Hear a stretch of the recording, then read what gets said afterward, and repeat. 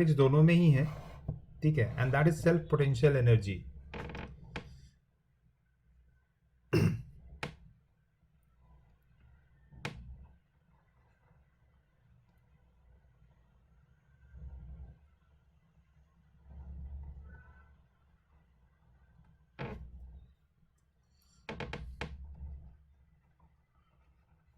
Self potential energy, as the name indicate itself, एक system को बनाने में कितना एनर्जी लगेगा, मतलब एक सिस्टम का कितना पोटेंशियल एनर्जी है खुद को बनने में, उसे हम सेल्फ पोटेंशियल एनर्जी कहते हैं.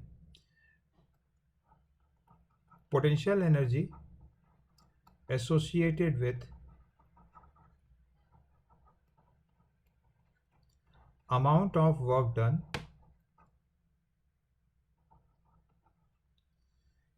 in assembling the system. Amount of work done in assembling the system. एक सिस्टम को क्रिएट करने में कितना वर्क डन करना पड़ेगा, that is what we call self potential energy. तो दो सिस्टम के लिए हमें पढ़ना होता है. One is hollow shell, hollow spherical charge distribution. So our system is, the surface of this sphere is charged with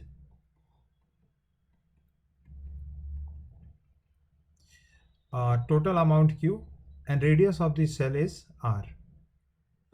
So इस सिस्टम को क्रिएट करने में कितना वर्क डन करना पड़ेगा, या इस सिस्टम का सेल्फ पोटेंशियल एनर्जी कितना है.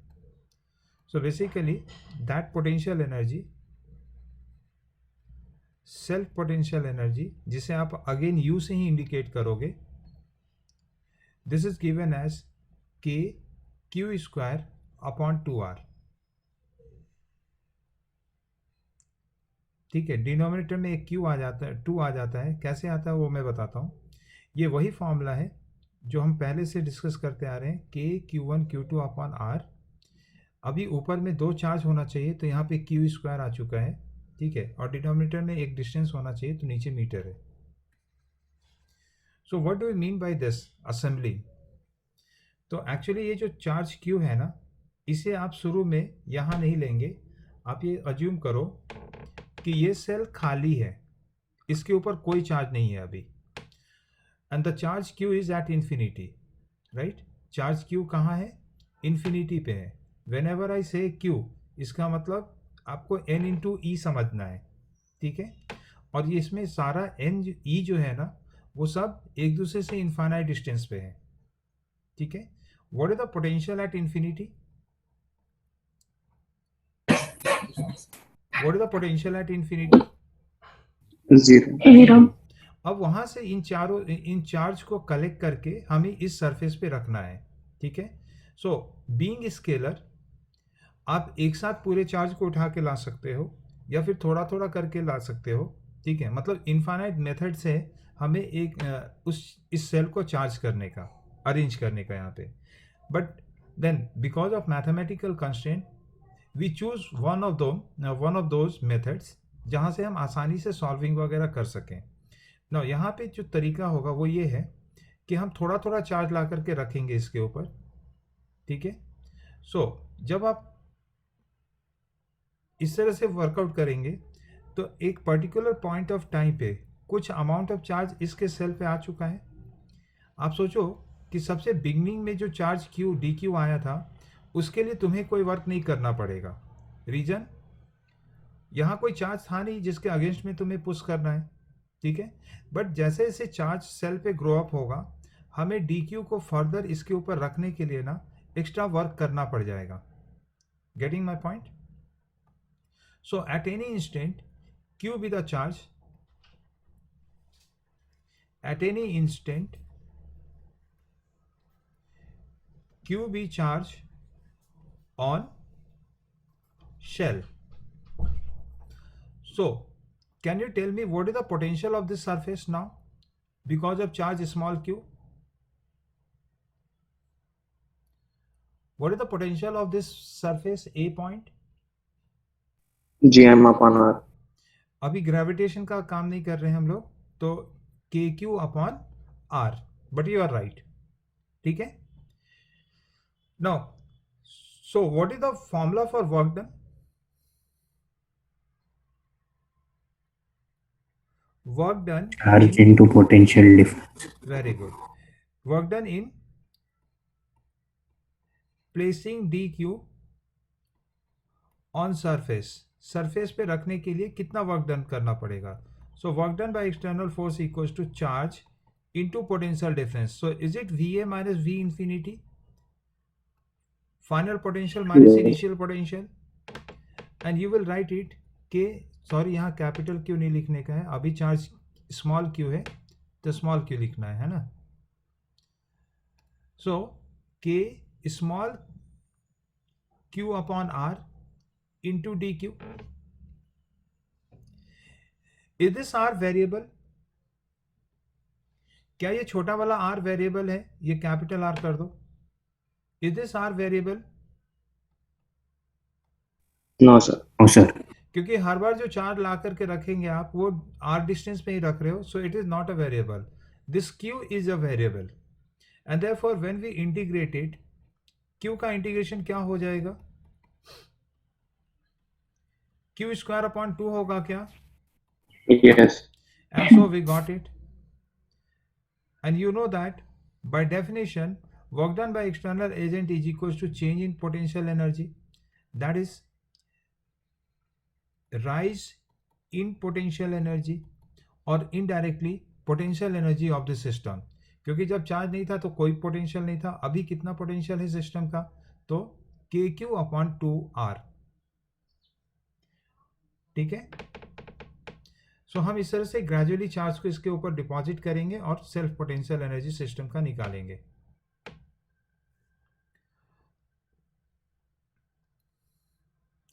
नेक्स्ट इज कंसेंट्रिक शेल्स, तो दो का ही अभी एग्जांपल लेंगे। So there are two shells on which charge q1 and q2 kept uniformly distributed है, r1 distance and r2 distance. ये नॉन यूनिफॉर्म चार्ज डिस्ट्रीब्यूशन होगा तब भी ये चीज़ वैलिड रहेगा, क्योंकि पोटेंशियल और पोटेंशियल एनर्जी में केवल डिस्टेंस मायने रखता है, कैसे वो डिस्ट्रीब्यूशन हो रहा है वो नहीं मायने रखता है। समझ में आ रहा है ये पॉइंट? यस नहीं सॉरी, यहाँ पे आप यूनिफॉर्म चार्ज डिस्ट्रीब्यूशन ही लोगे, ठीक है, क्योंकि अगर नॉन यूनिफॉर्म चार्ज डिस्ट्रीब्यूशन हुआ, मान लो ऐसे, तो पोटेंशियल तो चलो ठीक है, लेकिन जैसा हम बोलते हैं ना कि सरफेस पे जो पोटेंशियल होगा वही अंदर में पोटेंशियल होगा, ओ पे भी या कहीं और। तो नॉन यूनिफॉर्म चार्ज डिस्ट्रीब्यूशन में ऐसा नहीं होगा, क्यों? क्योंकि अंदर में नेट फील्ड आ जाएगा। क्या ये यूनिफॉर्मिटी के वजह से ही अंदर में हर पॉइंट पे इलेक्ट्रिक फील्ड जीरो होता है। अगर नॉन यूनिफॉर्मिटी हुआ चार्ज डिस्ट्रीब्यूशन पे तो इलेक्ट्रिक फील्ड नेट आ जाएगा अंदर में किसी भी पॉइंट पे, और जहां इलेक्ट्रिक फील्ड होता है वहां पे वर्क डन करना पड़ता है, इसलिए पोटेंशियल में वेरिएशन होना शुरू हो जाएगा, ठीक है ना। So far you consider that we are talking only about the uniform charge distribution.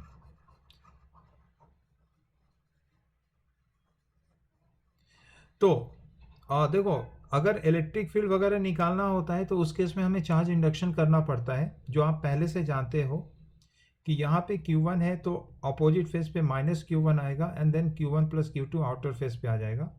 But potential के लिए तुम्हें ये लिखने का ज़रूरत नहीं है, इंडक्शन करने का ज़रूरत नहीं होता है, और पोटेंशियल एनर्जी के लिए तो इसमें क्या है कि total potential energy of this system, मतलब इस पूरे सिस्टम को क्रिएट करने में कितना वर्क करना पड़ेगा, इज गिवन एज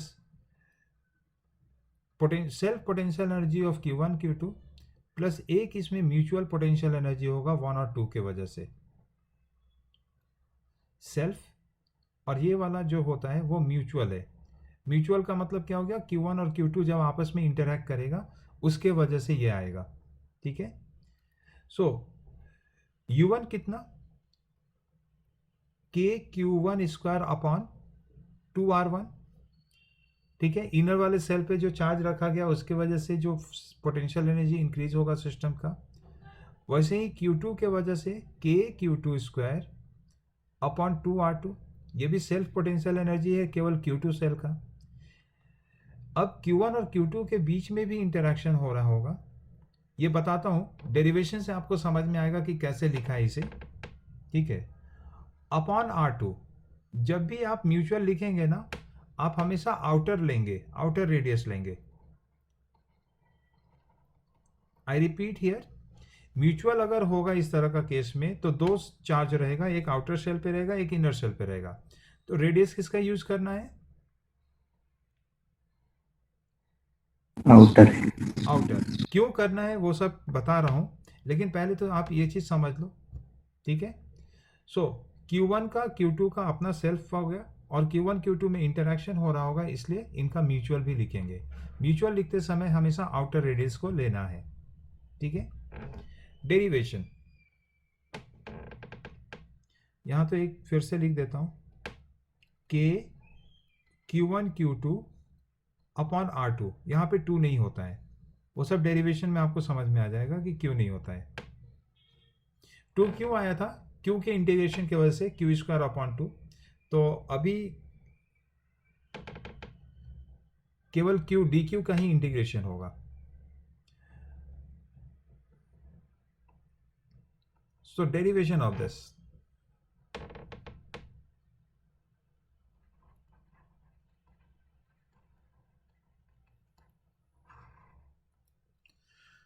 सो जैसा मैंने बताया था कि हमें क्या करना है, पहले तो ये ब्लैंक सिस्टम समझना है, there is no charge at all. So Q1 और Q2 कहाँ है अभी? पूरे सिस्टम का चार्ज Q1 प्लस Q2 कहाँ है अभी? इंफिनिटी पे, राइट? वहां पे पोटेंशियल कितना है? 0। अब तुम्हें ये चार्ज ला करके रखना है इस सिस्टम के ऊपर, इनर पे Q1 और आउटर पे Q2 होना चाहिए।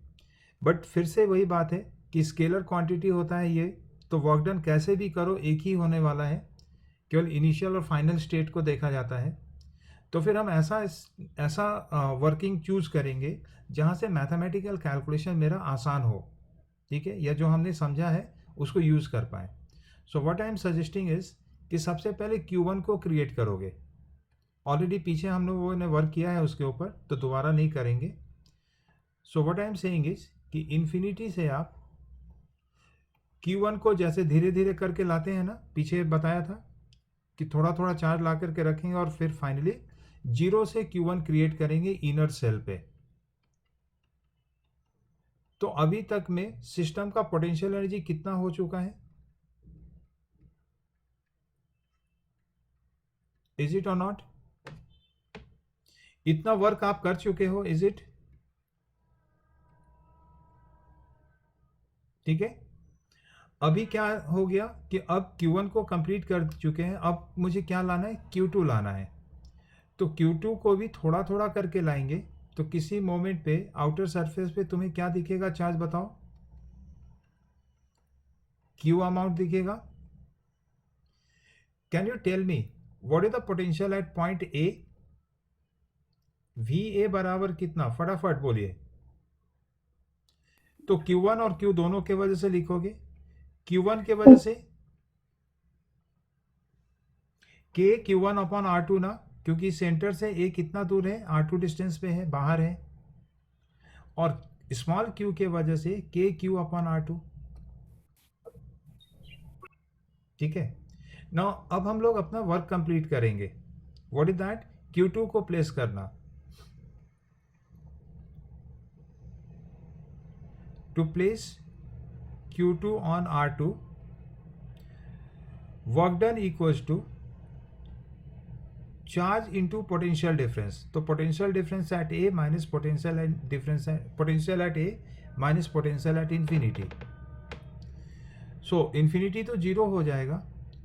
क्या ये आ रहा है? D K Q1 upon R1 R2 into D Q plus K Q upon R2 into D Q. Tell me, ये समझ में आ गया?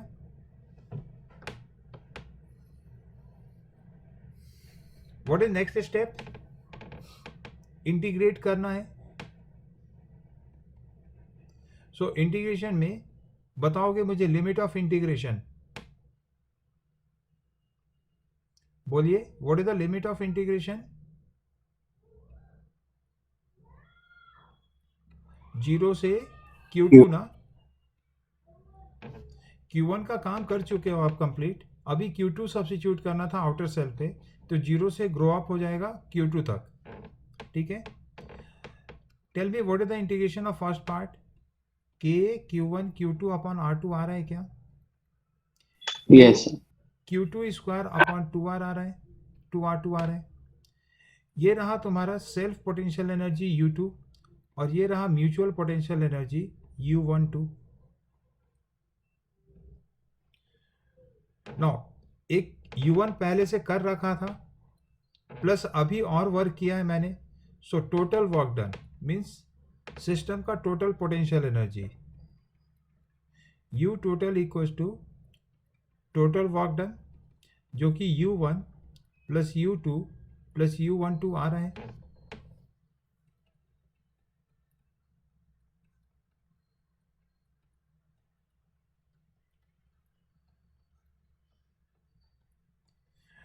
सो जब भी म्यूचुअल लिखने वाले हो आपको आउटर रेडियस लेना है। सो it is done. So if I am given a 3 spherical cells,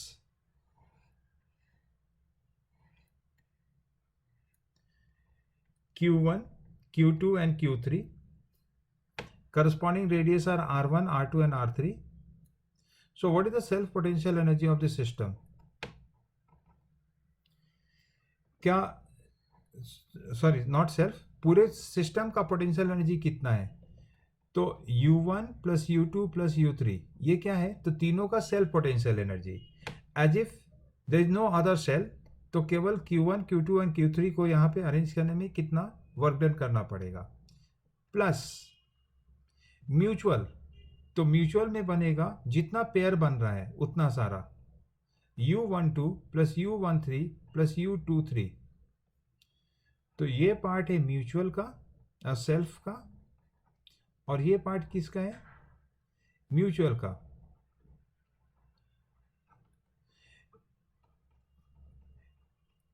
can you help me out in writing this formula? U1 equals to what? U2 बोलो। K Q2 square upon 2R2. 2R2, K Q3 square upon 2R3, ये self लिखा। Now 1 और 2 के बीच में mutual जब लेंगे तो K Q1 Q2 upon R2, 1 3 के बीच में बताओ K Q1 Q3 upon what? R3. R3, outer radius लेना है, and plus K Q2 Q3 upon R3, and so you have learn this how to deal with, ठीक है। ये था हमारा self potential energy of the cell. ऐसे ही self potential energy solid charge distribution का भी होता है या वॉल्यूम चार्ज डिस्ट्रीब्यूशन का। So self potential energy of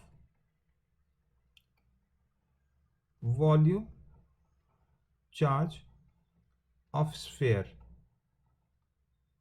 of course ये स्फीयर नॉन कंडक्टिंग होगा ना।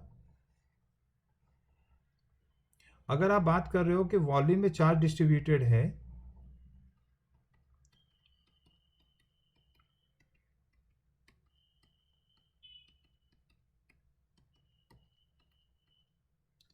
जिसका टोटल चार्ज Q है एंड रेडियस R है, तो इस सिस्टम का सेल्फ पोटेंशियल एनर्जी कितना होगा? It is given as 3/5 KQ square upon R। पहले तो याद करना है, जिसे आप 20 एप्सिलॉन नॉट R भी लिखते हो,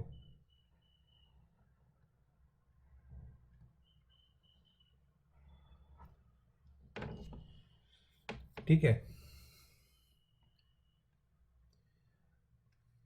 सो what is the density, charge density here? Is it Q upon 4/3 pi R cube? तो आपको क्या करना है डेरिवेशन में कि आपको ये लेना है कि इस जगह पे कुछ भी नहीं है, ठीक है। तो जो कैपिटल क्यू है वो कहाँ है? इन्फिनिटी पे। अभी वहां से हम चार्ज को थोड़ा थोड़ा करके लाएंगे और स्फेरिकली अरेंज करेंगे। सपोज करो किसी इंस्टेंट पे जो स्फेयर ग्रो अप हो चुका है वो है स्मॉल आर रेडियस का, और इसके अंदर जो चार्ज है वो है क्यू। तो जो डी क्यू अब इसके बाद लेके आने वाले हैं वो इसके ऊपर लेकर के आएंगे, और आप बता सकते हो क्या कि मुझे स्फेयर बनाना है बड़ा सा जिसका रेडियस कैपिटल आर हो। ये डी क्यू को हम इसके ऊपर नीचे वाले स्फेयर के ऊपर कैसे रखेंगे?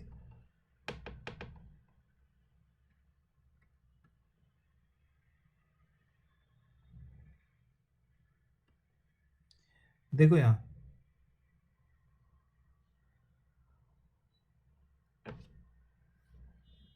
Can you see this?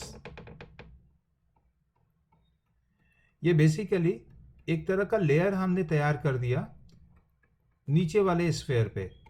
तो इसका स्फेयर का साइज बड़ा हो गया। कितने से बड़ा हो गया रेडियस? डी आर से। कितना चार्ज तुमने अभी रखा है? डी क्यू, ठीक है। तो अब हम क्या करेंगे कि इसको रखने में कितना मुझे वर्क डन करना पड़ा उसे हम लिख करके इंटीग्रेट कर देंगे, ठीक है। फिर से पॉइंट वही है कि what is the potential of point A? Your answer will should be K Q upon small R. Solid है लेकिन सरफेस पे तो यही होता है। Now work done in creating layer of thickness dr from dq is dw equals to dq into va minus v infinity।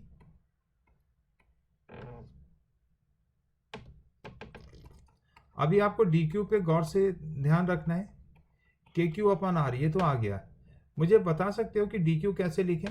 D Q is the charge on the thickness are.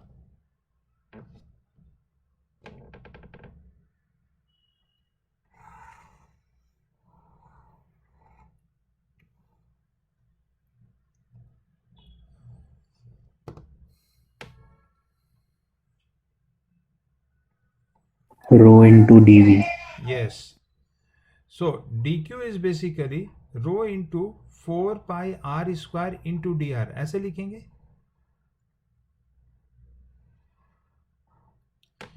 जो total charge है वो r volume पे distribute होने वाला है, तो density will become this one, पीछे लिख रखा है मैंने, ठीक है। Density will become 4/3 pi capital R cube. उसे यहाँ सब्स्टिट्यूट अगर मैं कर दूं तो क्यू आ रहा है 3 ऊपर आ जाएगा, नीचे आर क्यूब आएगा, ऊपर आर स्क्वायर आएगा एंड डी आर आ जाएगा। This is amount D Q in terms of capital Q. इसे यहां सब्स्टिट्यूट करेंगे और सिंप्लीफाई करेंगे। सो के, अभी और भी है, स्मॉल क्यू भी हमें लिखना पड़ेगा। स्मॉल क्यू कितना हो जाएगा? तो density into volume. Density is how much?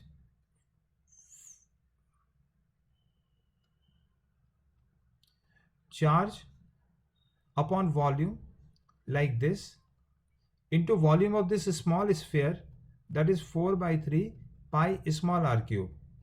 तो यहां से q into R cube upon capital R cube आ रहा है q बराबर charge on the sphere so far.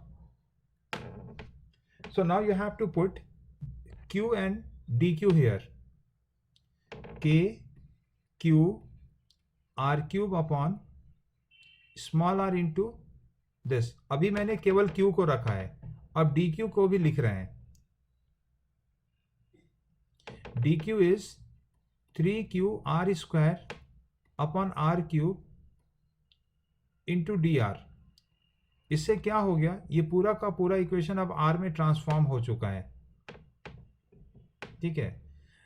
So do the further simplification, के क्यू स्क्वायर 3 बाहर आ जाएगा, आर टू द पावर 6 हो जाएगा, capital R to the power 6 हो जाएगा, and R to the power 4 into D R आ रहा है क्या, बताओ मुझे। So now we have to integrate the radius, कहाँ से कहाँ तक रेडियस जाएगा, 0 से कैपिटल आर। इस प्रोसेस में पूरा work done W। So delta W equals to 3k square upon R to the power 6 into, बताइए आर टू द पावर 4 का integration, R raised to 5 upon 5. 5.5. so you are saying r raised to power 5 upon 5, so is it coming 3 by 5 k square upon r, यही तो मैंने बताया था।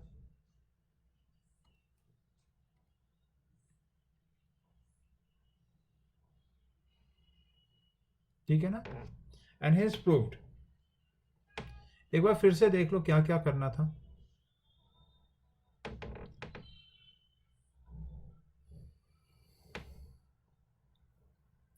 आपको assume करना है कि सारा चार्ज इन्फिनिटी पे है, वहां पे पोटेंशियल 0 होता है, एंड डी क्यू करके हम ला रहे हैं और उसे स्फेरिकली अरेंज करते जा रहे हैं, क्योंकि हमेशा इसका सिर्फ स्फेयर के फॉर्म में ग्रो करना चाहिए।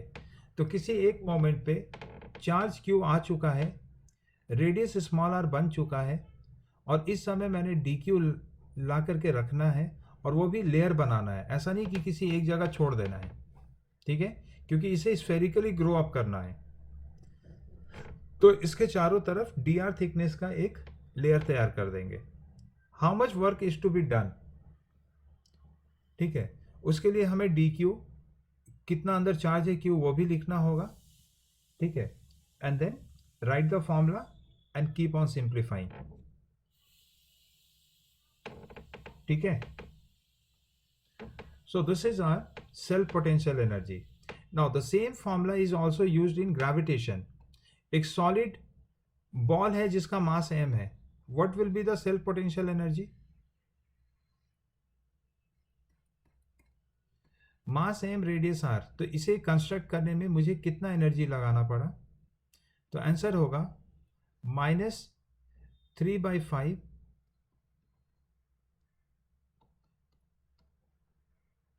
gm square upon are. आपको पता नहीं कि पोटेंशियल एनर्जी माइनस साइन के साथ होगा,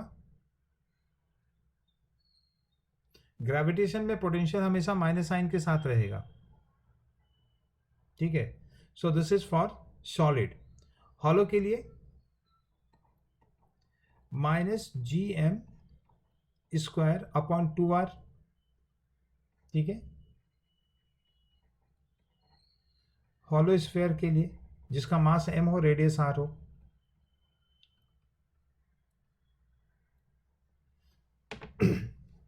ठीक है, so this was one discussion which was left. तो आसान सा पॉइंट है, जब भी कंसेंट्रिक बनेगा आप सेल्फ और म्यूचुअल दोनों लेंगे।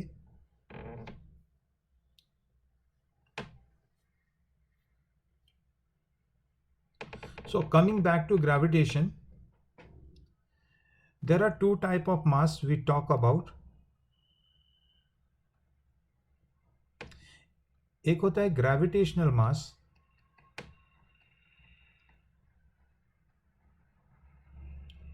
और दूसरा होता है इनर्शियल मास।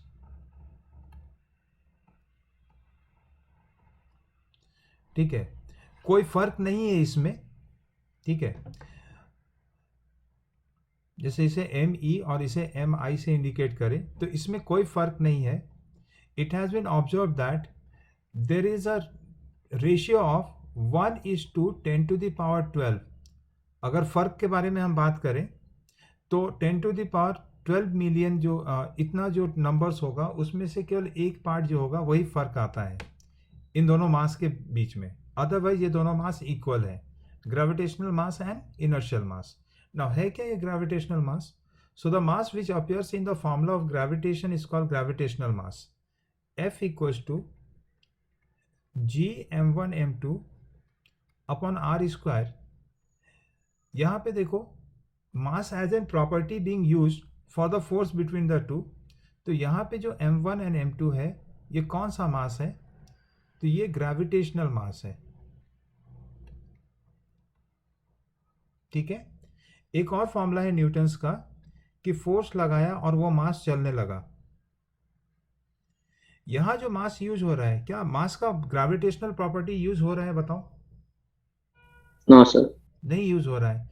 और यहां पे क्या हो रहा है कि फोर्स लगने से ब्लॉक चलने लगा, तो ब्लॉक का इनर्शिया टेस्ट हो रहा है यहाँ पे, ठीक है। और वो इनर्शिया m के ही प्रोपोर्शनल होता है, ये हमें पता है। सो बेसिकली यहाँ जो मास अपेयर हो रहा है, this is your inertial mass, simple. तो जो मास हम मोशन में देखते हैं कि मोशन में क्या कंट्रीब्यूट कर रहा है, that is what we call inertial mass. और जो ग्रेविटेशनल फोर्स में कंट्रीब्यूट कर रहा होगा, that what we call is gravitational mass. इतना ही फर्क है, ठीक है। The mass appearing in formula F equals to ma is called inertial mass. The mass appearing in the formula g m1 m2 upon r square is gravitational mass, ठीक है।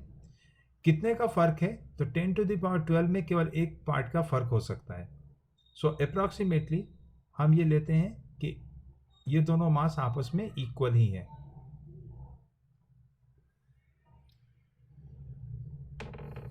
Next point is acceleration due to gravity. Acceleration due to gravity G, जिसे आप small g से indicate करते हो, और सीधा सीधा आपको ये कहना है acceleration due to force of earth, है ना। Acceleration due to earth gravitational पुल।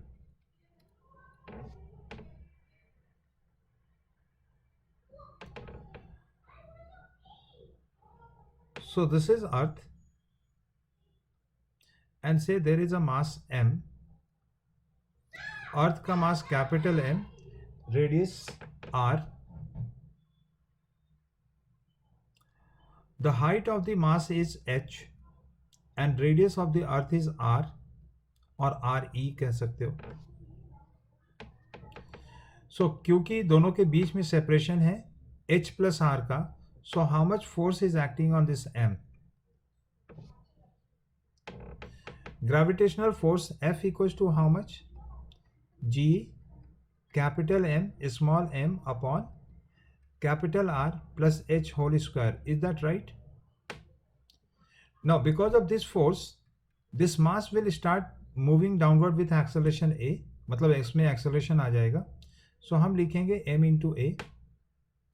यहाँ से ये छोटा वाला m cancel out हो जा रहा है, और इसलिए acceleration in the body is given as gm upon r plus h whole square।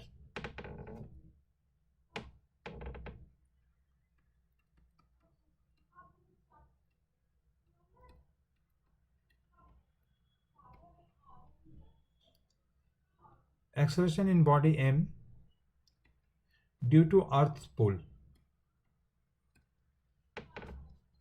ठीक है। इसे ही हम g बोलते हैं। इसे हमने स्पेशल नाम दे रखा है g का। And so acceleration due to gravity at any point is given by this formula.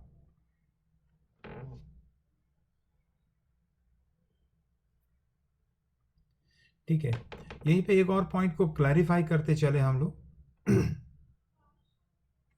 And that point is what is the gravitational field at point P? बोलोगे? फॉर्मूला होता है gm अपॉन r स्क्वायर। तो g capital M, what is the distance of P point from the centre O? R plus H। So you see this is r plus h whole square. Now this is gravitational field intensity, इसका formula, और यहां देखो acceleration due to gravity का formula, दोनों same है, ठीक है।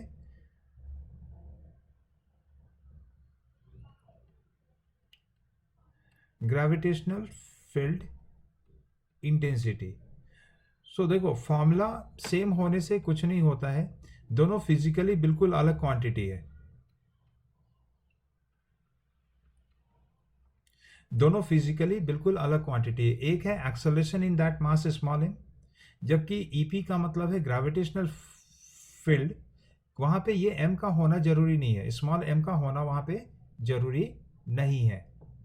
तो ये दोनों इंटायरली अलग अलग पॉइंट हो गया फिजिकली, फॉर्मूला दोनों का सेम आता है। तो ये कंसर्न है, ये ध्यान रखोगे। बाकी अर्थ सरफेस पे कितना होगा इसका,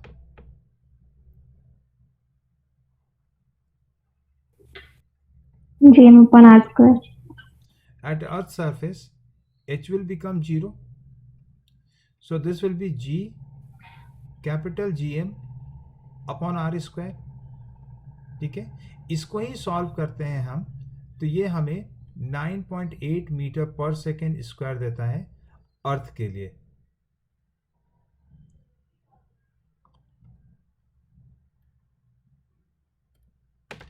अगर मून के लिए यही फॉर्मूला, मून के लिए भी यही फॉर्मूला लगेगा, किसी भी प्लैनेट के लिए यही फॉर्मूला लगेगा।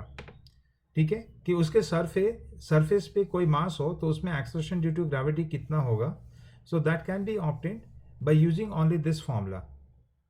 ठीक है, तो इसी फॉर्मूले को यूज करके जब डेटा हमारे पास होता है तो हम मून के ऊपर भी एक्सेलरेशन पता कर लेते हैं, और हमें पता है कि एक्सेलरेशन ऑन मून कितना है अर्थ के जी का, 1/6 टाइम्स होता है, ये बात आपको पता है, राइट? ओके नाउ, तो अर्थ से ऊपर जाए या अर्थ से नीचे जाए, दोनों ही केस में जी में वेरिएशन होना शुरू हो जाएगा। So now I am talking about variation of ji.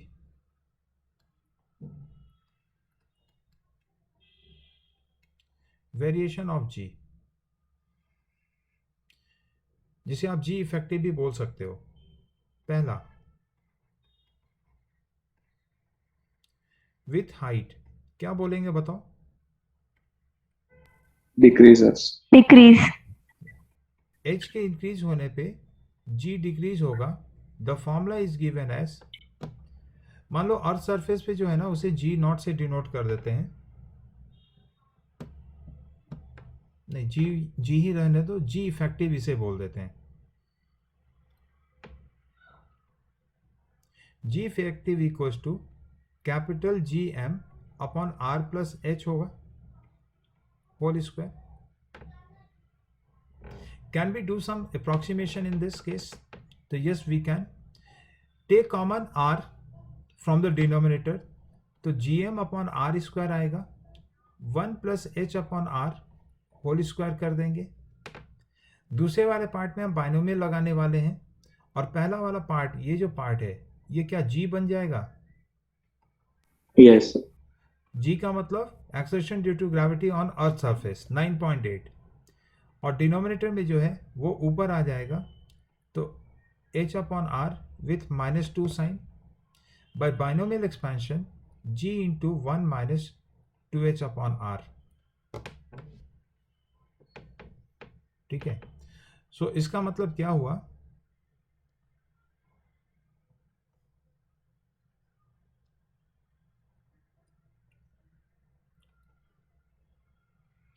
This is earth surface, this is h height from the earth surface.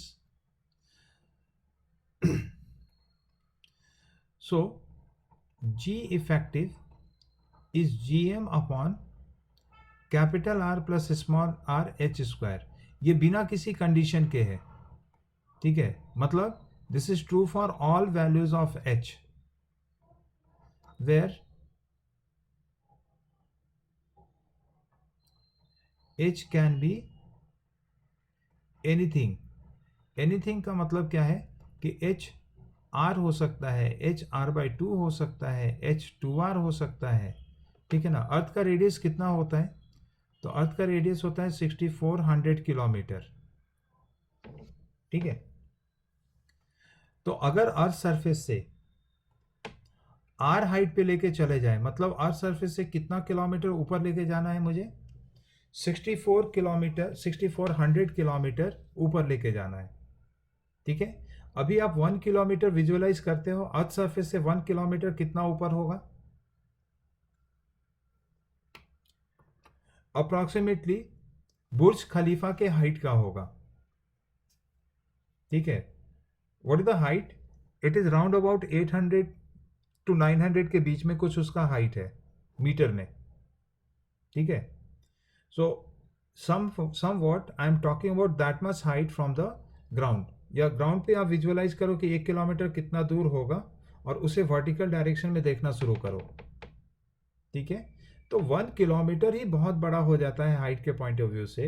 यहाँ हम बात कर रहे हैं 6400 किलोमीटर, मतलब अर्थ से बहुत दूर हो गया है ये, तो अच्छा खासा दूर हो गया ये पॉइंट, राइट?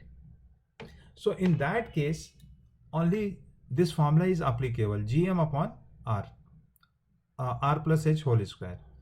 अभी जो मैंने पीछे मॉडिफाई करके लिखा है, G effective equals to G1 minus 2h upon R, ये किसके लिए वैलिड है?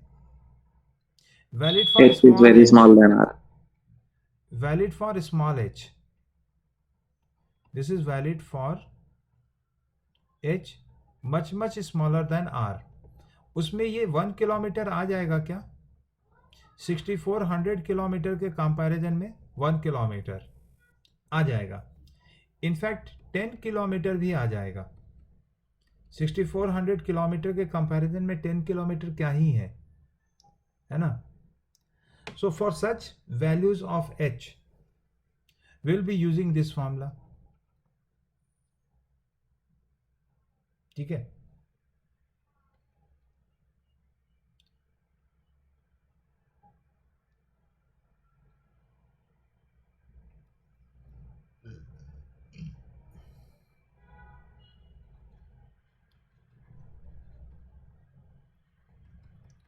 find acceleration due to gravity at h equals to r by 100 और दूसरा है h equals to r by 2।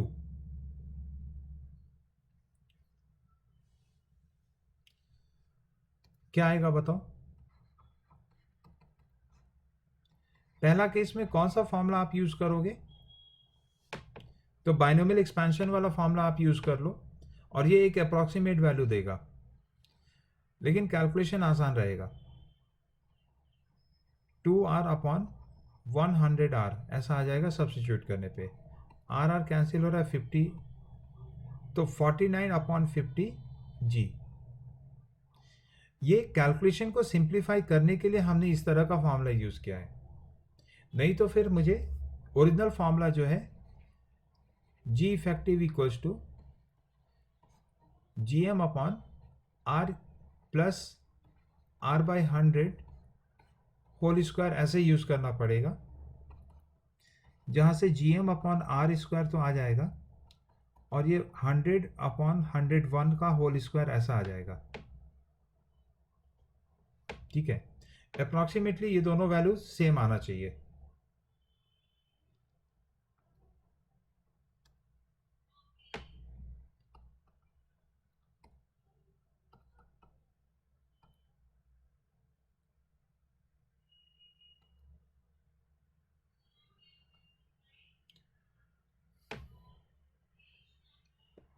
Square करने पे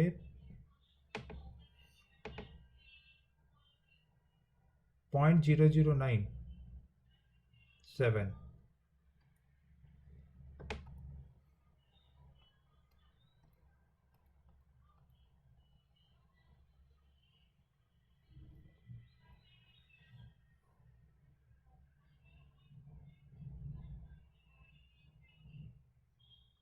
ठीक है।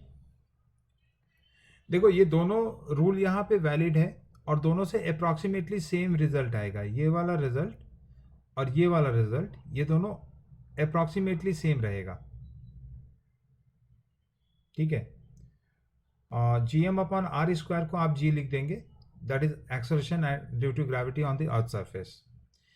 ठीक है, तो फर्स्ट पार्ट में हम 1 भी इक्वली मतलब कॉन्फिडेंस के साथ लगा सकते हैं, लेकिन जो सेकेंड केस है ना, वो केवल और केवल दूसरे वाले फॉर्मूले से ही सॉल्व करेंगे। G effective equals to GM upon R plus R/2 whole square, केवल आप इसी फॉर्मूले से सॉल्व करेंगे। ठीक है, अगर आप पहले वाला फॉर्मूला से सॉल्व करोगे ना, तो बहुत ज़्यादा एरर आ जाएगा आपके सॉल्विंग में, because this formula is not mean for large h, this is meant for only small h। तो बाकी सिंप्लीफाई कर लेंगे and this gives you how much, 4/9 G। 4/9 GM upon R square करके। ठीक है, that is 4/9 G।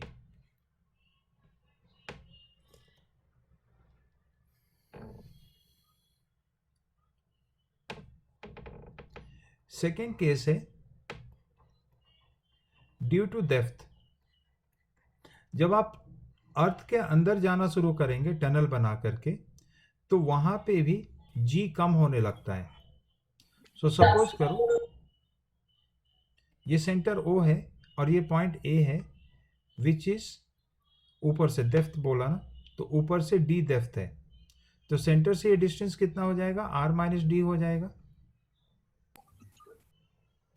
So what is the acceleration due to gravity at point A? G effective A पे कितना है? तो एक काम करोगे आप, G इफेक्टिव के लिए यहाँ पे आप फॉर्मूला यूज करोगे इलेक्ट्रिक ग्रेविटेशनल फील्ड का। So do you remember what is the formula of gravitational field inside at point R? ये होता है क्या? Yes sir. तो आपको पता है ना कि G और E ये दोनों का फॉर्मूला सेम रहता है, बस फिजिकली अलग अलग रहता है। तो हम ये फॉर्मूला यूज कर ले यहाँ पे, तो R का मतलब होता है सेंटर से distance. Can you see in the figure, centre से डिस्टेंस कितना है उस पॉइंट का? R - D है। So the result will be GM upon R³ into R के जगह पे कैपिटल R - D लिखेंगे। ठीक है, GM R स्क्वायर, एक R को अंदर ले लो तो 1 - D अपॉन R आ जाएगा। इसे हम acceleration due to gravity at surface लेते हैं, G on the surface 1 - D upon R, और ये रहा फॉर्मूला। अर्थ के अंदर किसी भी पॉइंट पे एक मास अगर रख दोगे तो उसमें इतना एक्सेलरेशन आ जाएगा। मुझे ये बताओ, इस पूरे सॉल्विंग पे कहीं भी मैंने ये वर्ड यूज किया है क्या कि छोटा सा डिस्प्लेसमेंट हो या अर्थ के करीब हो, बहुत ज़्यादा गहरा नहीं होना चाहिए, सेंटर तक नहीं पहुंच जाना चाहिए? ऐसा कुछ नहीं डिस्कस किया। डिस्कस का मतलब कहीं यूज नहीं किया है फॉर्मूले में। मतलब क्या है ये वैलिड किसके लिए है? Valid for D from 0 to capital R, is it और नॉट? यस मतलब टॉप सरफेस से लेकर के सेंटर तक का कोई भी वैल्यू D की जगह आप रख सकते हो। ऊपर वाले फॉर्मूले में H के ऊपर लिमिटेशन था, ठीक है, अगर बाइनोमियल यूज कर रहे हो तो। बाइनोमियल यूज नहीं कर रहे हो तो फिर कोई लिमिटेशन नहीं है, ठीक है। लेकिन इसमें थोड़ा गहराई हो या ज़्यादा गहराई हो, सब केस में ये वाला फॉर्मूला लगेगा, ठीक है। So can you tell me what is the acceleration due to gravity at the center? 0 G effective at center. It is 0. ठीक है। G effective at D equals to R/2, मतलब mid of the earth.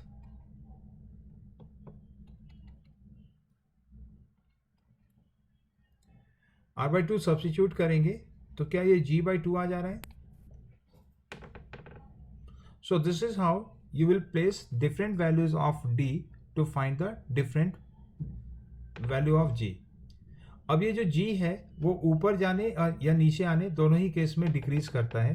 Earth surface पे ही maximum g होता है, ठीक है। Sir ज्यादा variation किस में होता है, अंदर जाते वक्त कि बाहर जाते?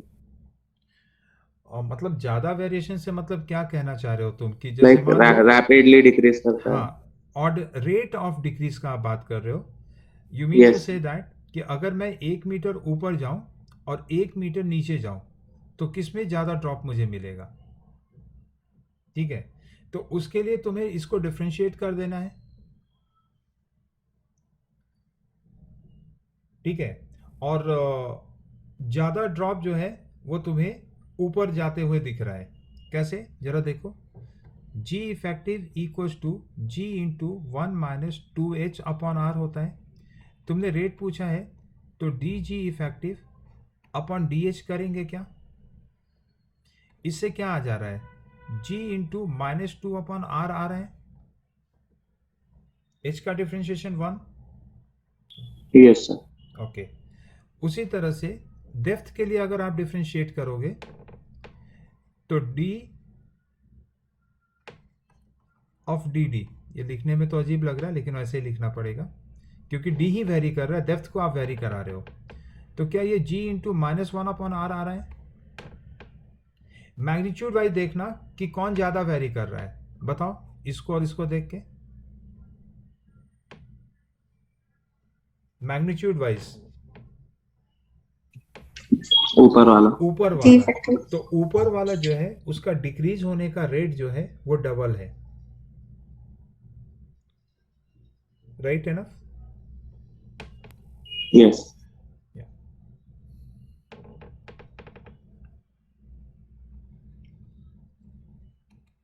Rate of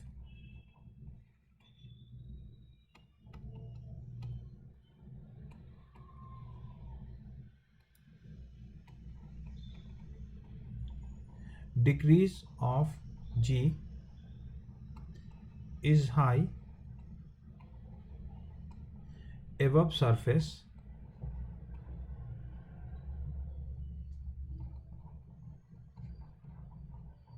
comparing to below surface, ठीक है।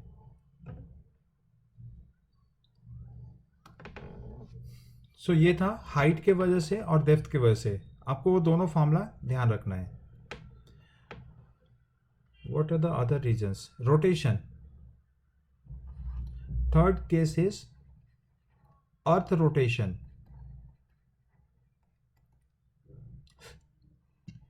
एक तो अर्थ रोटेट ना भी करे तभी किस लैटिट्यूड पे पार्टिकल होगा उसके भी वजह से वेरिएशन हो जाता है, सॉरी रोटेशन के वजह से आएगा वो। तो देखो क्या है, दिस इज अर्थ और ये अपने एक्सिस पे, ऐसे तो वो इंक्लाइन एक्सिस है लेकिन मैं यहाँ पे सीधा वर्टिकल एक्सिस ले रहा हूँ, तो ये रोटेट कर रहा है इस तरह से। Can you tell me what is the angular velocity of earth? Earth का एंगुलर वेलोसिटी कैसे निकाल सकते हैं? क्या हमें अर्थ के बारे में कुछ पता है रोटेशन से related?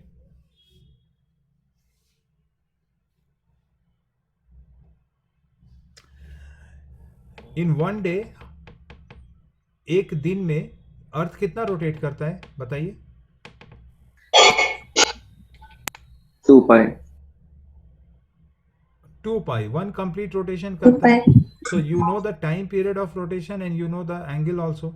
So omega of earth can be written as 2 pi upon 24 hour. यही होता है ना, delta theta upon delta T, uniform circular motion. Yes, sir. सो यहाँ से आप ओमेगा आसानी से निकाल सकते हो। बहरहाल, so here is the particle on the earth surface. ये रहा इसका इक्वेटर। इक्वेटर सेंटर से जो हम पोजीशन पार्टिकल को मिलाते हैं और यहाँ एक एंगल लिखते हैं lambda, this angle is called latitude. I think इसमें कुछ कुछ नाम दे रखा होता है, अलग से। चलो अभी ले लेते हैं, this angle is lambda, R is the radius, ठीक है। अगर अर्थ रोटेट नहीं करता तो यूजुअली जी का डायरेक्शन इधर होता, सेंटर के तरफ, लेकिन अभी क्या हो रहा है, रोटेशन हो रहा है, और ये पार्टिकल किस सर्किल में रोटेट कर रहा है, can you visualize this circle, earth के साथ साथ रोटेट कर रहा है तो, यस सर, जिसका सेंटर ए ले लिया मैंने और पार्टिकल को पी से डिनोट कर रहे हैं। इसका रेडियस कितना हो जाएगा, ये वाला radius,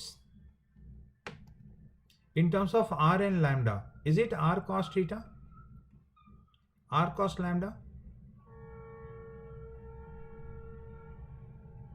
small R, Yes. Okay. So इस पे एक स्यूडो फोर्स बाहर की ओर लग रहा है, and what is that pseudo force, is equals to omega square R, is it, rotation के वजह से omega square R, so it is omega capital R cos lambda, you see this is lambda. अभी resultant अगर निकालना होगा तो इन दोनों का थोड़ा इधर कहीं रिजल्टेंट आएगा जो कि सेंटर से हट के होगा, ठीक है। तो अगर मैं इस ओमेगा को बहुत छोटा मान करके चलूं, ठीक है, देखो जी इफेक्टिव निकालने का यहाँ पे जो तरीका रहेगा वो वेक्टर वाला method, A square plus B square plus 2ab cos of angle between them, तो वो लिख करके हम लोग सॉल्व कर सकते हैं, ठीक है। बट मैं क्या कर रहा हूँ वो देखो, यहाँ पे ये जो कॉम्पोनेंट, ये जो है ना एक्सेलरेशन, इसका दो कॉम्पोनेंट, एक इधर और एक परपेंडिकुलर डायरेक्शन में इधर,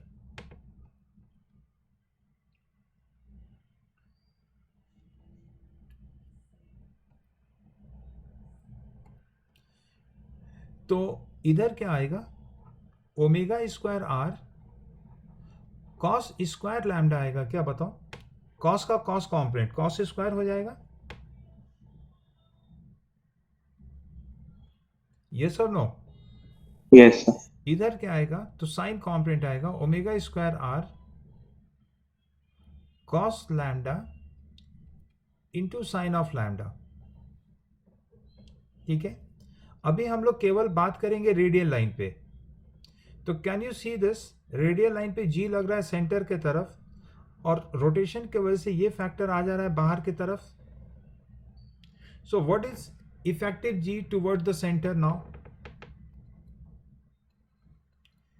जी effective toward the centre, G minus omega square are cos square lambda, you got it, yes sir, I am only talking about the radial line, ठीक है। अभी अगर इसका भी रिजल्टेंट, इसका और जी इफेक्टिव का रिजल्टेंट लेंगे तो वो इफेक्टिव जी सेंटर से हट करके कहीं पे आने वाला है, ये बात आप समझ रहे हो, ठीक है ना। So for the time being this is the formula for what, effective G on the body which is located at angle lambda from the equator line, ठीक है। सो सबसे कम जी इफेक्टिव कहाँ पे होगा, मिनिमम, पोल्स, जहां पे ये वाला वैल्यू मैक्सिमम होगा ना, मतलब इक्वेटर, ठीक है। लैम्डा इक्वल्स टू क्या लेंगे, 0 लेंगे, और ये आ जाएगा जी माइनस ओमेगा स्क्वायर आर, कहाँ पे हो रहा है ये, एट Equator. इक्वेटर, अंडरस्टूड है। इक्वेटर एक्चुअली सबसे दूर का पॉइंट है, तो सबसे ज़्यादा शैडो फोर्स बाहर की ओर इक्वेटर पे लगेगा, इसलिए अंदर की ओर जी इफेक्टिव कम हो जाएगा, ठीक है।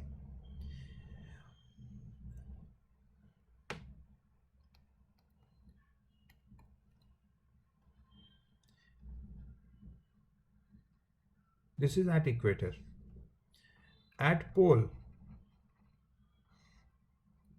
पोल पे क्या हो जाएगा, लैम्डा इक्वल्स टू 90 डिग्री एक तो हो जाएगा, एम आई राइट, और ये Yes, सजेस्ट sir. कर रहे हैं कि जी इफेक्टिव जो होगा वो सीधा सीधा जी के बराबर होगा। मतलब अगर एक पार्टिकल यहाँ टॉप पे रख दूँ पोल पे, तो सही में इस पे कोई शैडो फोर्स तो लग नहीं रहा है, तो सीधा सीधा अर्थ अपने तरफ इसे पुल कर रहा है, तो जी इफेक्टिव जी के बराबर हो जाएगा। ठीक है ना।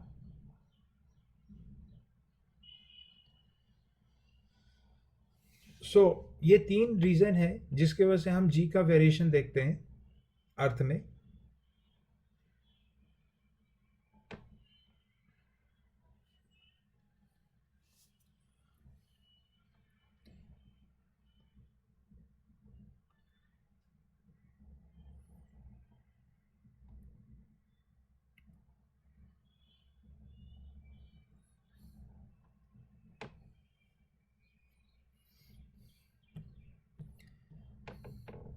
This is सिंगेस।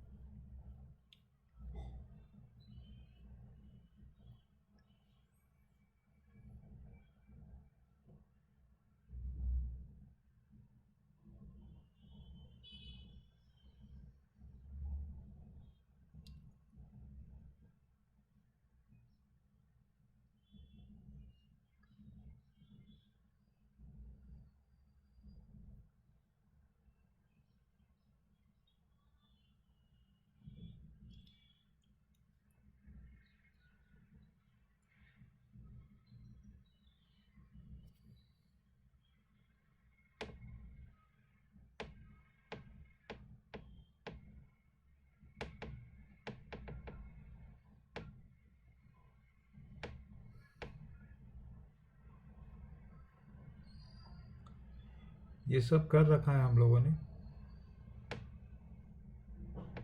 Ring disc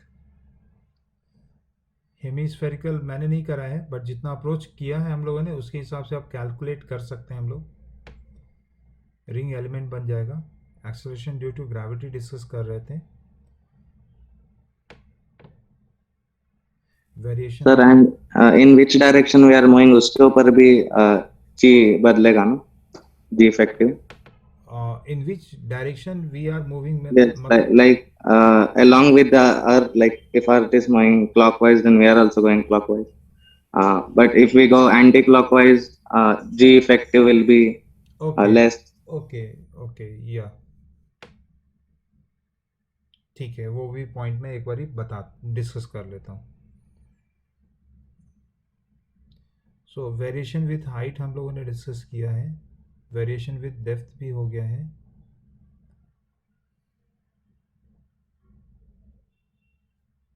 percentage decrease, percentage increase.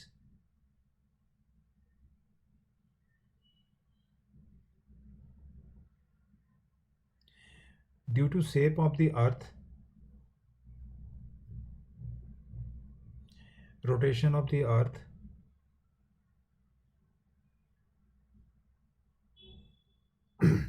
सो इतना ही है। तो आप ये कह रहे हो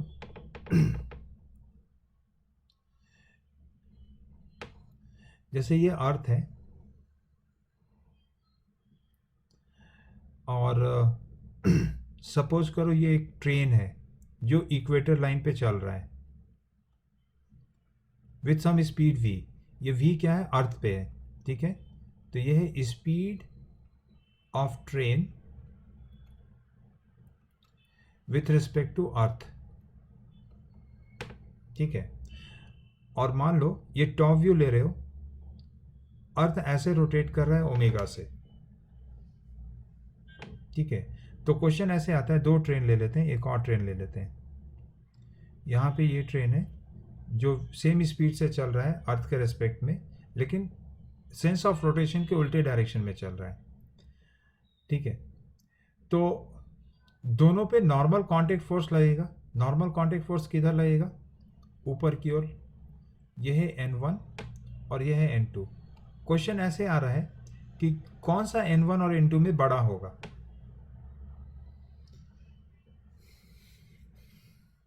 N2. सो ऑब्वियसली एक्चुअली इसमें भी इन्वॉल्व है, तो आप जानते हो कि सेंटर पे mg लग रहा है, तो mg माइनस n2 या n equals to mv square by r होगा। सो n बराबर n2 ना लिख करके n ही लिखते हैं।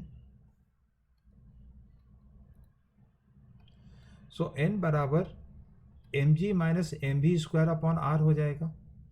अभी ये जो v है ना, वो रिलेटिव वेलोसिटी नहीं है, एब्सोल्यूट वेलोसिटी है। ठीक है, हम स्पेस से इस चीज़ को ऑब्जर्व कर रहे हैं, तो ट्रेन का स्पीड अर्थ के रिस्पेक्ट में कितना दिखेगा वो लेना पड़ेगा। तो क्या बता सकते हो v2 इक्वल्स टू क्या हो जाएगा? क्या ये v प्लस ओमेगा आर होगा? क्योंकि जिधर Yes. अर्थ रोटेट कर रहा है उधर ही ट्रेन भी चल रहा है। v1 क्या हो जाएगा? तो v माइनस ओमेगा आर हो जाएगा। अब बताओ कि जितना ज़्यादा ये वैल्यू होगा ve, उतना ही ज़्यादा क्वांटिटी घटेगा, उतना ही n कम हो जाएगा। सो कैन आई से v के लार्ज होने से n कम होगा। अब बताओ v1 और v2 को देखो और n1 और n2 के बारे में कंपेयर कीजिए। सो जिसका v कम रहेगा उसका n ज़्यादा रहेगा, right? So n1 is more than n2। क्या ये क्लियर हुआ?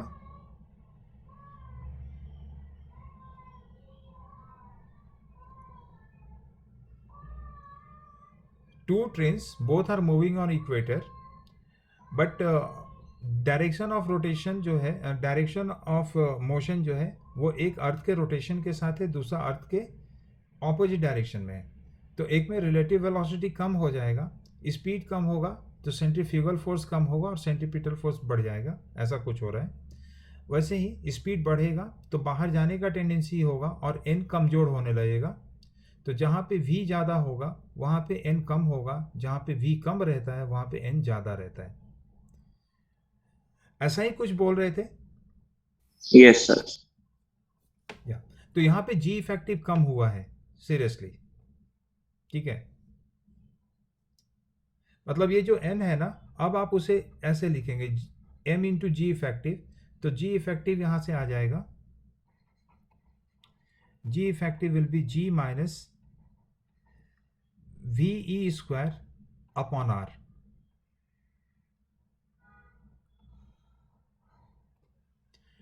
ठीक है, एक और पॉइंट बुक में दे रखा था अभी, और वो था कि due to shape of the earth, तो अर्थ बिल्कुल स्फेरिकल नहीं है। अर्थ के सेंटर से कुछ पोर्शन दूर है तो कुछ पोर्शन करीब है। ठीक है, तो अगर मैं कोई दो पॉइंट ले लूं, जैसे ये R1 है और ये R2 है, तो G1 और G2 में कौन बड़ा होगा वो देखना है।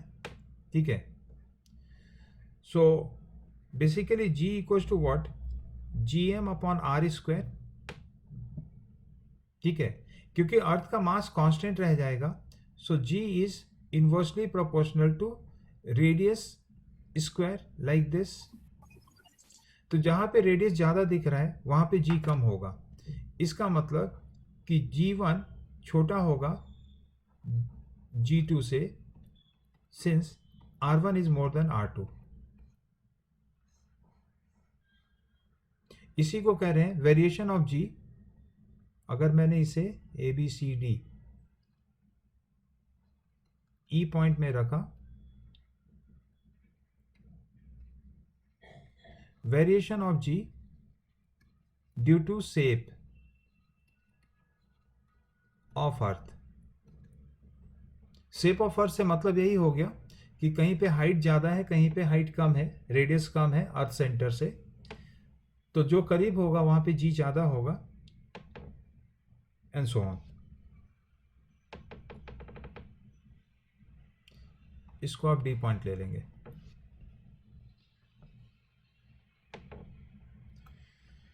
So this was your variation of G। जैसे अभी जो मैंने डिस्कस किया था D पॉइंट, वो ये वाला क्वेश्चन है 5.26। If a train of mass m is moving along equator with velocity v, find the difference in the thrust force. Thrust force का मतलब normal contact force by it on the earth when it is moving from east to west and west to east. Omega naught is the angular velocity of the earth. ठीक है, तो अर्थ किधर rotate कर रहा है ये बताओ.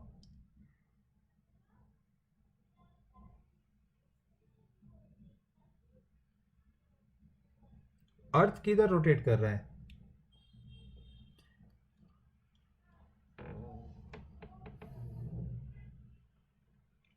ईस्ट टू वेस्ट रोटेट कर रहा है ना? Yes, sir. नहीं sir, west to east. West to east rather. West to east कैसे होगा?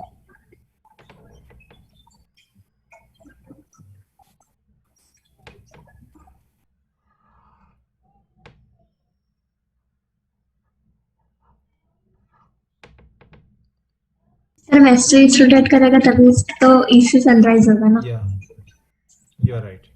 सो एक्चुअली ये ऐसा रोटेशन हो रहा है, तो पहले नॉर्थ ईस्ट में सनराइज होता है और बाद में फिर इधर वेस्ट में सनराइज होता है ना. So the motion is from west to east. ठीक है, तो उसी हिसाब से आप ट्रेन को पकड़ लेंगे कि कौन अर्थ के तरफ जा रहा है और कौन अर्थ के अगेंस्ट में जा रहा है, और उसके बाद हम सॉल्विंग करेंगे.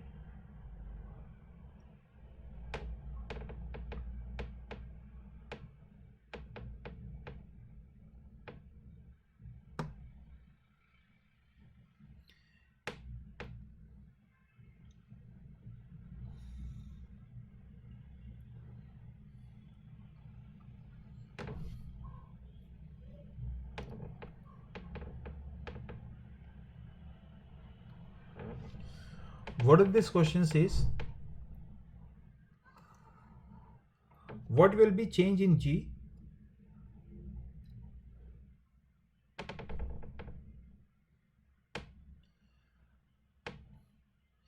at a place whose latitude is 45 degree. तो मैंने बताया था कि लैटिट्यूड जो होता है वो लैम्डा को कहते हैं.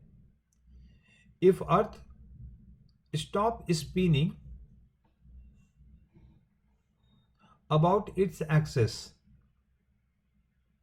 ठीक है, तो पॉइंट ये है कि पहले से ये अर्थ है, ये एक्सिस है जिसके अबाउट ये स्पिन कर रहा है, ये रहा इक्वेटर, और यहां से ये रहा वो 45 डिग्री पोजीशन P. तो एक तो अभी है G इफेक्टिव है यहां पे, G minus omega square are cos square lambda. जब अर्थ स्टॉप कर जाएगा रोटेट करना तो ओमेगा जीरो हो जाएगा. तो ओमेगा जीरो हो जाएगा तो जी फाइनल ऐसे लिख लेते हैं, g final is equal to g हो जाएगा व्हेन स्टॉप्स, और ये है व्हेन मूविंग. इसको इनिशियल से इंडिकेट कर देते हैं. Question is what is the change in g. तो g final minus g initial है ना, this is the change in g. तो फिर माइनस करने पे क्या आ जा रहा है, omega square are cos square lambda आ जा रहा है क्या. And so we have done this. Finally solve कर लो इसको. ठीक है, cos 45 रख देंगे तो 1/2 आ जाएगा, ओमेगा स्क्वायर आर अपॉन 2. अभी अर्थ है तो अर्थ का ओमेगा हमें पहले से पता था, जैसे मैंने बोला कि 2π/24 आवर वाला करके, फिर आर 6.4 इंटू 10⁶ मीटर रख देना है यहाँ पे और आगे सॉल्विंग कर लेना है. ठीक है, लिख देता हूँ यहाँ पे 2π/24 आवर को सेकेंड में कन्वर्ट करो, ये आएगा. इसका होल स्क्वायर लिखना है तुम्हें 1/2. बाकी अर्थ का रेडियस आर जो है 6.4 इंटू 10⁶ मीटर. इसे सॉल्व करेंगे आपको change in radius, change in g मिल जाएगा. ठीक है।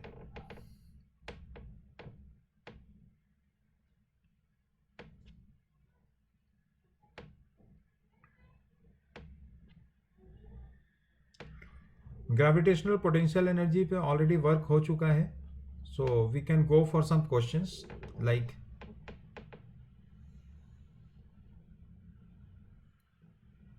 This question. Variation of g complete हो चुका है, ठीक है। हाइट के वजह से, डेप्थ के वजह से, रोटेशन के वजह से, और इक्वेटर पे जो बॉडी मूव कर रहा है वहां पे सेंट्रीपिटल फोर्स के वजह से, और शेप ऑफ द अर्थ के वजह से, ठीक है।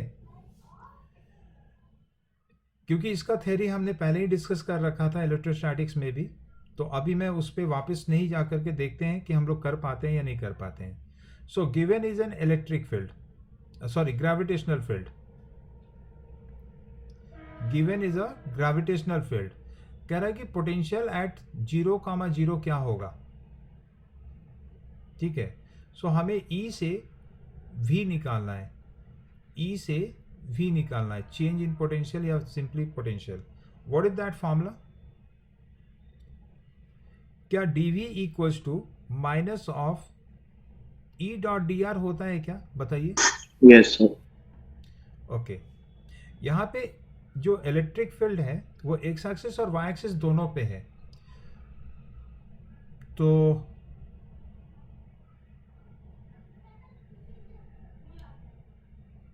रेफरेंस इसने दिया नहीं है, ठीक है।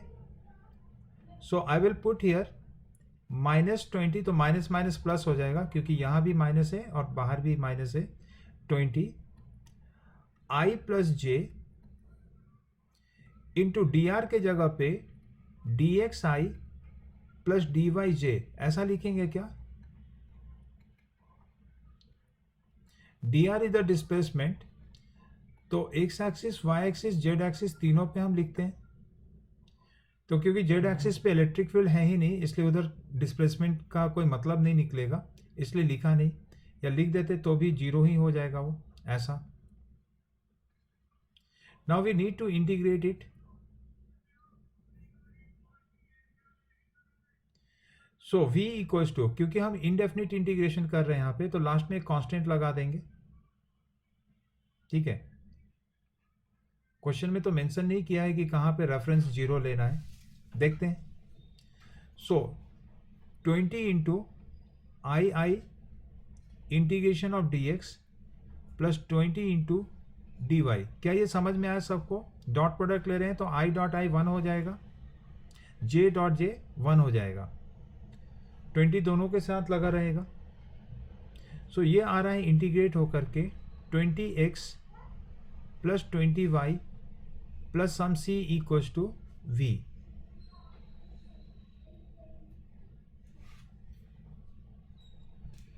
इसने बोला है कि ग्रेविटेशनल पोटेंशियल एट 0,0 बताना है, तो हम x बराबर 0 एंड y बराबर 0 पुट करेंगे यहाँ पे, तो v 0,0 is equals to c। So some constant value आ रहा है, बट कोई इंफॉर्मेशन नहीं दिया था क्वेश्चन में कि वो कितना होगा। चेक करते हैं सॉल्यूशन।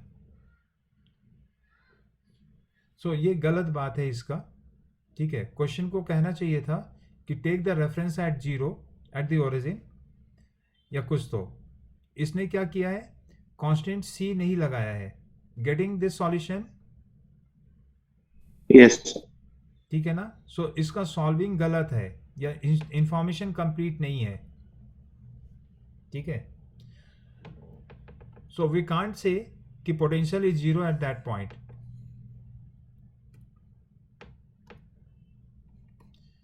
या तो ये डेफिनेट इंटीग्रेशन करता, या तो लास्ट में यहाँ पे c इसको लगाना पड़ेगा, और फिर c का वैल्यू कुछ गिवन कंडीशन से निकालना होता है। आपने इंटीग्रेशन किया है तो आपको पता है ना।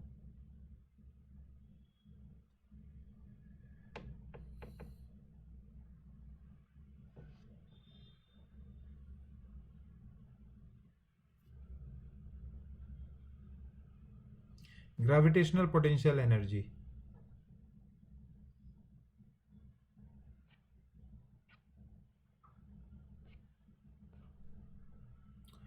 Question number 5.29, can you do this question? क्या ये क्वेश्चन हो जाएगा? बस मुझे ये बताओ।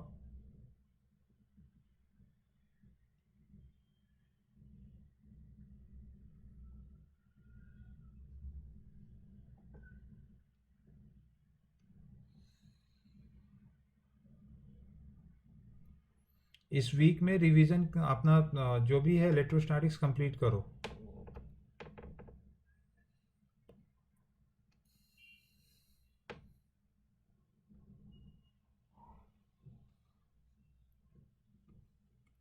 सो पोटेंशियल एनर्जी के लिए पेयर बनाते हैं, you know that. So how many pairs are there? 3 pair है ना, 1 2 एंड 3। तो ए पार्ट में पोटेंशियल एनर्जी कितना लिखोगे? Potential energy of the system equals to के G M square upon d, और यहां माइनस साइन होगा क्या?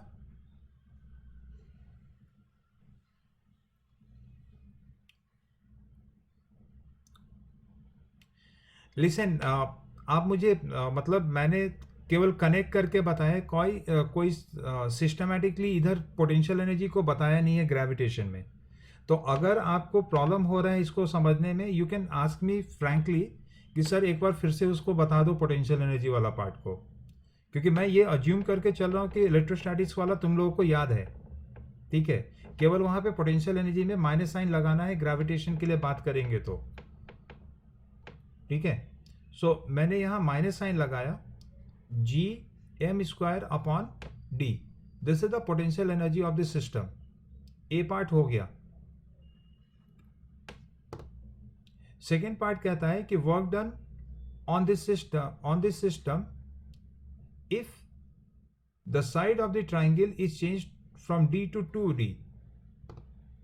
सो इसे अगर मैं इनिशियल ट्रीट करूं तो फाइनल पोटेंशियल एनर्जी में minus G M square upon distance बताओ कितना हो जाएगा? 2d। Do you know work done equals to change in potential energy होता है, final potential energy minus initial potential energy. इसको सॉल्व करने पे ये आ रहा है प्लस साइन के साथ आ रहा है, G M square upon 2d आ रहा है, चेक करो, ठीक है। क्योंकि ये पॉजिटिव आ रहा है, इसका मतलब कि पोटेंशियल एनर्जी सिस्टम का बढ़ा है, final potential energy is more than initial potential energy, और इसमें होता भी ऐसा ही है ना। -10 एंड -5 में कौन बड़ा है? तो -5 बड़ा है, वही कहानी है यहाँ पे। So final potential energy is more than the initial potential energy, so the work done is positive.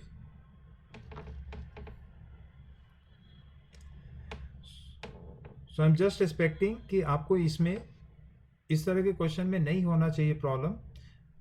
बस इलेक्ट्रोस्टैट्स में एक बारी आप रिपीटेशन कर लो सब चीज़ का, ठीक है।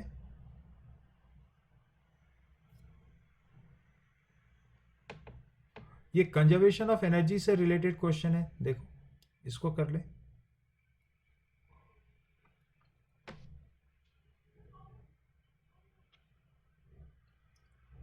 अगर म्यूचुअल ग्रेविटेशनल फोर्स का केस होगा, so be open to apply conservation of linear momentum, conservation of angular momentum, conservation of mechanical energy, simple. So given is the two particle of mass m and capital M initially at rest, so kinetic energy शुरू में system का 0 है, at infinite distance, तो potential energy भी system का 0 हो गया। सो शुरू में सब एनर्जी इसका 0 है, ठीक है। They move toward each other and gain the speed due to gravitational attraction. तो क्योंकि हम सिस्टम में capital M plus small M को लेने वाले हैं, तो कंजर्वेशन ऑफ लीनियर मोमेंटम लगाएंगे। दे gain the momentum speed because of their gravitational attraction, external force कोई नहीं है।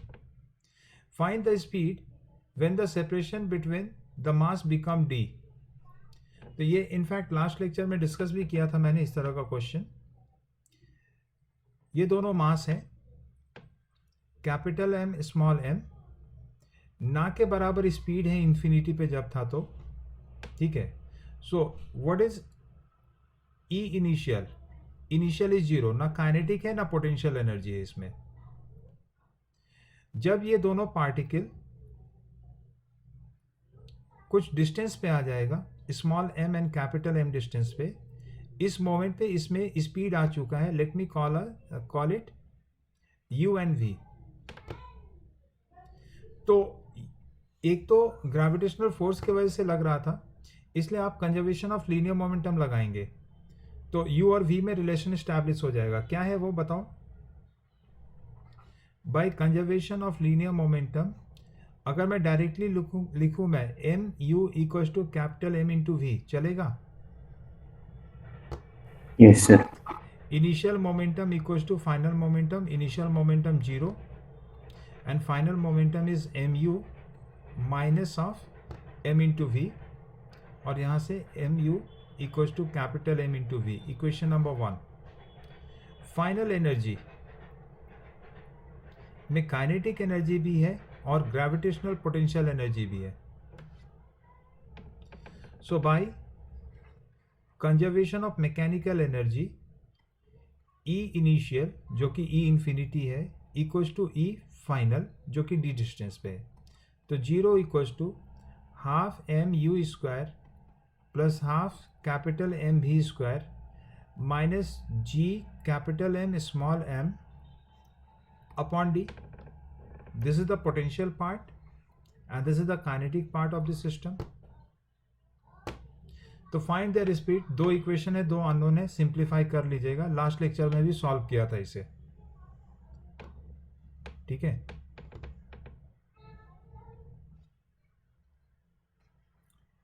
कितना आ जाएगा अगर मैं डायरेक्टली v लिखूं तो?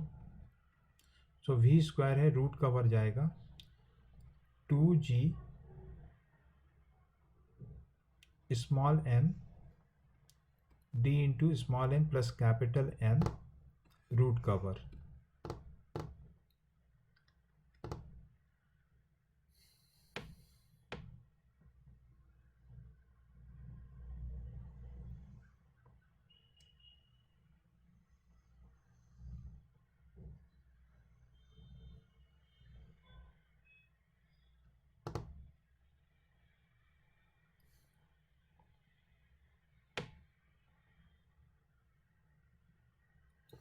चलो आप सॉल्व कर लेना, इसको छोड़ रहा हूं मैं, ठीक है।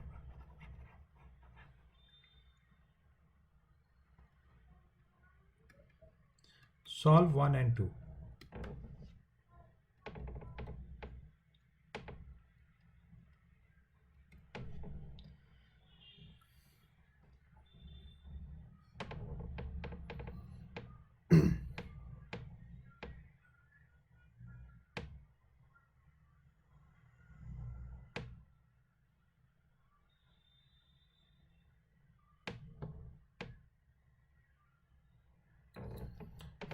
कैलकुलेशन तो इन्वॉल्व है,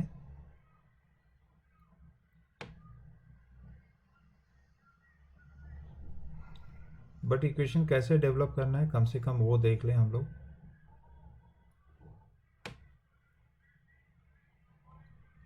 सबका अभी जो प्रॉब्लम लिया और अभी जो ले रहे हैं, सबका एक ही मेथड है सॉल्व करने का।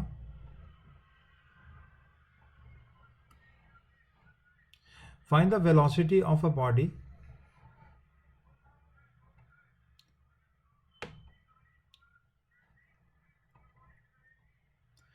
must be thrown vertically upward from the earth surface, ये important रहेगा, earth surface से, so that it may reaches a height of 10 r, where r is the radius, ठीक है, and equals to this, ये सब दे रखा है।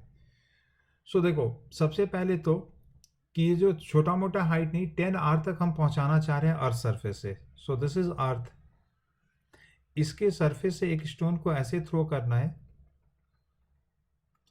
कि वो h बराबर 10 r तक पहुंच जाए, मतलब a से थ्रो करे b पे पहुंच जाए।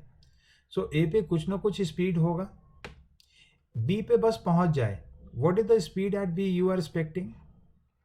0, क्योंकि उसके बाद फिर इसे वापस आना है। सो दो सिचुएशन हो गया, एक हो गया ए सिचुएशन और एक हो गया बी सिचुएशन। दोनों जगह पे आप टोटल एनर्जी को लिख करके इक्वेट कर देंगे, ठीक है। इसमें अर्थ को हम हेवी मान रहे हैं और अर्थ मूव नहीं कर रहा है ऐसा हम अज्यूम करेंगे, है भी, ठीक है। So what is the energy at A? तो energy at A are two parts, kinetic plus gravitational potential energy. Kinetic energy में तो half m u square, but gravitational energy में क्या लिखोगे? अर्थ सरफेस पे है तो minus G capital M small m upon R, क्योंकि अभी अर्थ सरफेस से तो आर डिस्टेंस पे ही है। What is the energy at B? Kinetic energy 0। What about potential energy when it is at B? तो minus capital M into small m into G divided by कितना distance हो जाएगा? 11R. 11R। यहाँ पे लोग मिस्टेक करते हैं 10R रख करके। बी केयरफुल, सेंटर से हमेशा वो डिस्टेंस लिखोगे। So it will be 11R not 10R। बाकी दोनों को इक्वेट करके सिंप्लीफाई कर लोगे, ठीक है। ई ए बराबर E B and solve for U. कितने स्पीड से थ्रो करेंगे ये निकालना है।